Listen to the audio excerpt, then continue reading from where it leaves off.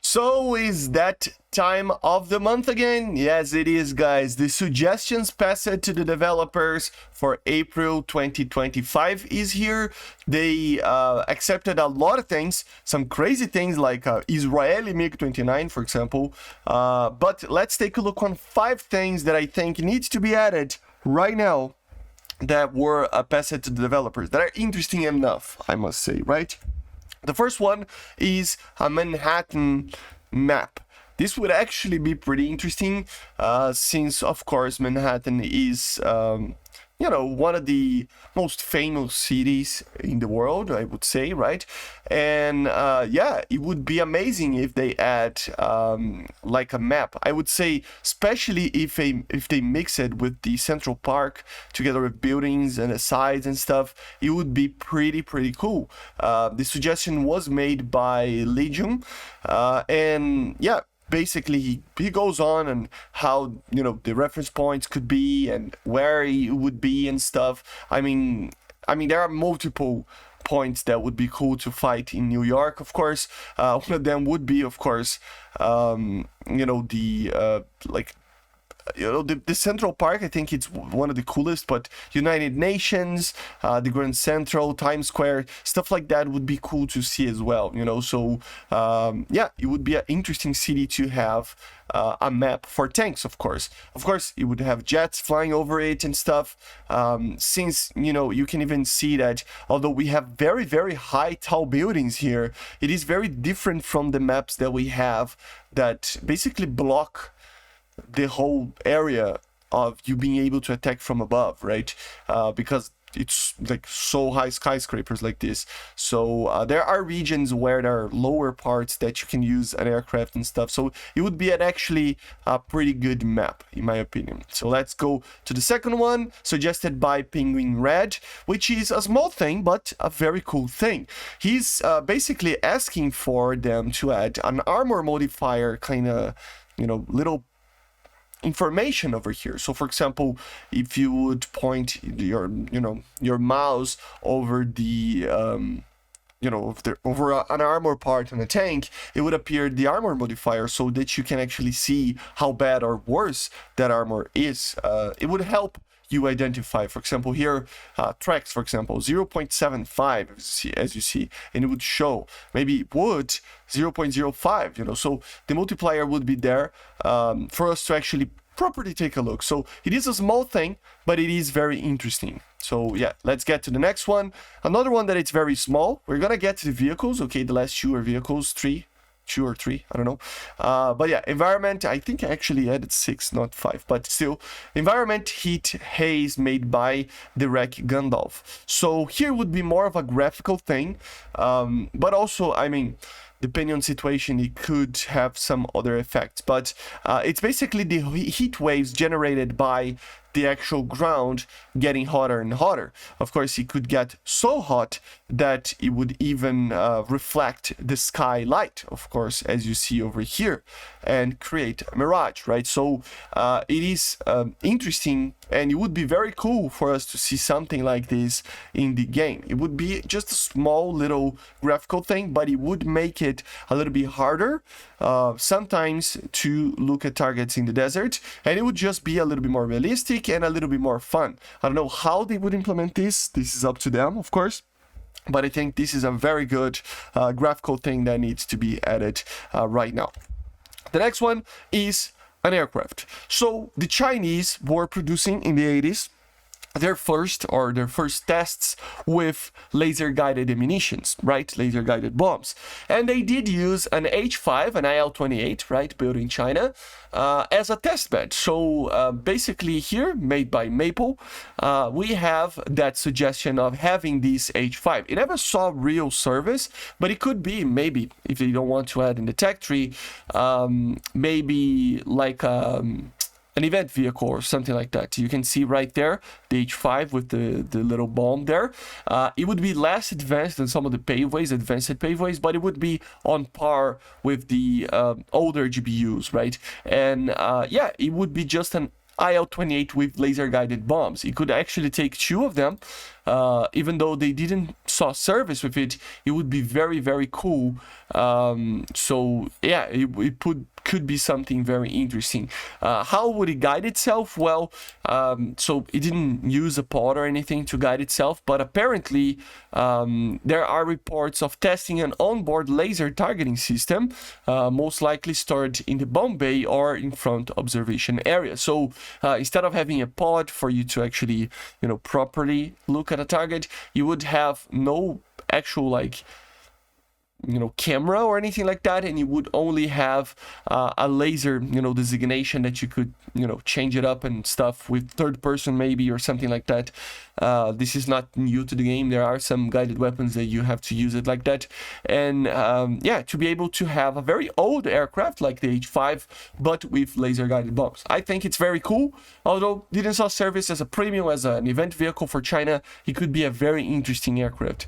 I just think it would be very, very cool to see a very low tier bomber with just laser guided stuff, very early stuff, but yeah, it could be an interesting bomber for us to have in the game. Of course, it would be able to carry the other bombs, it would still have the guns and stuff, so yeah, the deal with an IL-28, right? So that would be it. The next one is the BK M90 DWS 39 Mjölnir. This is basically a weapon system for the vegan, okay, or the Draken as well, or the Gripen, sorry. So how it works, it is basically, you can see right here the photo, it is basically like a glide bomb, okay, that it's GPS guided, and it will fly over a specific target, and then it will release cluster munitions. So it would be one of the first cluster munitions to be added. Of course, it was passed to developers, and it was just by Ziranovos. And yeah, it would basically deploy these little bomblets over here with a parachute and explode the whole area, right? Just like a normal cluster bomb, but instead of just having, the bomb itself spreading around the area, it would be like a flight path that it would just deploy. So you can see how it would work here. It would deploy the bomb, it would glide itself until it is over the target, and then it would deploy the bomblets, right? So yeah, you can see right here. So it would be a very interesting system to have for Gripens or vegans. And of course there are a multitude of war crime kind of arguments over here, but at the same time we have napalm, right? So it's, I don't think in a game it matters so much, right? But at the end of the day, this is a thing that would open up the Pandora's box of cluster munitions, but it would be very interesting because it doesn't have a lot of them. It has 72 to 144, which is pretty good, but there are a multitude of ones that have a lot more some munitions. And of course, we have an armor piercing one and anti-personnel one. Of course, the armor piercing one would probably be the one that we would use, right? It can, penetrate light tanks and even some MBTs, depending on the MBT, from up top, right? It would be not a very effective weapon. That's why I think it should be added. If they balance it out in a very smart way, it can be just a very cool weapon to use that can get kills, but it won't destroy the game because, it's just a very small cluster bomb, if you ask me, right? So, yeah, very, very cool, I think, and it should be added, in my opinion. Of course, like I said, it can be added for the Gripen and for the vegan, so both of them can use. Look at this, 4 of them in a vegan. So yeah, very cool. This is the AJS 37, right? And the last one is a suggestion made by James Pound 1200, which is the Avro Canada CF100 Mark V, the Belgians' first all-weather interceptor. In my opinion, we should get the CF100 anyway. For example, the Mark III, if I'm not mistaken, and Mark IV have 850 cals and stuff, but here it would be the Belgium's version, which is the first all-weather interceptor of them, because it has a radar, it is a straight wing, it's from the 50s, of course, and it has the Orenda engines, which are pretty good. But the thing is, this was made to carry the rockets with a time fuse or a normal rocket, right? Which means that it would be hard to use, so probably would be a premium or something like that, right? Like I said, I still believe the Avro Canada CF100 Mark III or 4 could be added as a normal version for the Canadians, with, of course, with the guns, you know, but this one would be like a premium or event vehicle for the Belgians or for the French Tech Tree, right? As you see here, we have a multitude of pictures that he posted here, which is pretty cool. And like I said, why a premium or event vehicle? Because this would only use rockets, right? So it wouldn't be the most effective thing ever. Only, you know, like 60 of them. Mighty Mouses, Heat or HEVT, which is, you know, one of those. I mean, it's good, but it's not that good. And yeah, the performance is pretty good. The Orena 11 is an amazing engine, it really is. So it has an enormous amount of power, but it is a very heavy aircraft, and of course, it has a very straight wing, so it means that it doesn't really like to fly very fast. You know, 900 kilometers per hour would be almost the max speed, but it would turn pretty well, I think. Although very heavy, it can turn very, you know, well-ish. Again, I still believe the normal ones, the Mark III or 4, should be the ones to be added first, because they have the guns. You know, it would be easier to add to the tech tree. For the British, maybe, or the Americans, maybe, probably the British, I would say, right? It looks like a British aircraft almost, right? So I would probably suggest to add for the British as a Canadian aircraft, and then for the French, add this version, which uses the rockets, you know, just like an F-89, as a premium or event vehicle.